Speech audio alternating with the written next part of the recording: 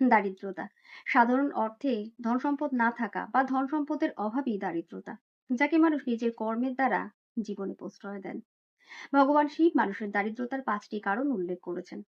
প্রথমত অলসতা, যেই মানুষ সময়কে গুরুত্ব দেন না, আজকের কাজ কালকের ভরসায় ফেলে রাখেন, মা লক্ষ্মী তার প্রতি কখনোই সন্তুষ্ট হন না। দ্বিতীয়ত ইন্দ্রিয়গুলিকে নিয়ন্ত্রণে না রাখা, নেশা, অনর্থক খরচ, জাহির করা বা দেখানো প্রভৃতির কারণে ধন সম্পদ এমনভাবে বয়ে যায় যেন ফুটো কলসি থেকে জল। তৃতীয়ত অহংকার, যেই মানুষ পিতামাতা, গুরুজন বা ভগবানের প্রতি শ্রদ্ধা দেখান না, সম্মান দেখান না, অবহেলা করেন, নিজেকে সর্বেসর্বা বলে মনে করেন, মা লক্ষ্মী তার উপরেও কৃপার দৃষ্টি বর্ষান না।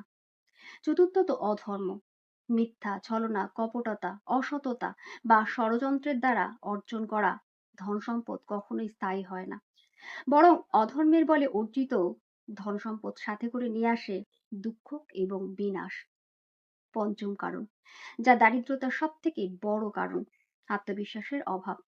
মানুষ যখন নিজের প্রতি অবিশ্বাসের কারণে ভাগ্যকে দোষারোপ করেন, এটা বলেন ধন সম্পদ আমার ভাগ্যেই নেই, আমার ভাগ্যই খারাপ, আমি এটা করতে পারবো না, আমার দ্বারা এটা হবে না, অর্থাৎ তিনি শুরু থেকেই হেরে বসে আছেন, তখন তার দারিদ্রতা চিরস্থায়ী।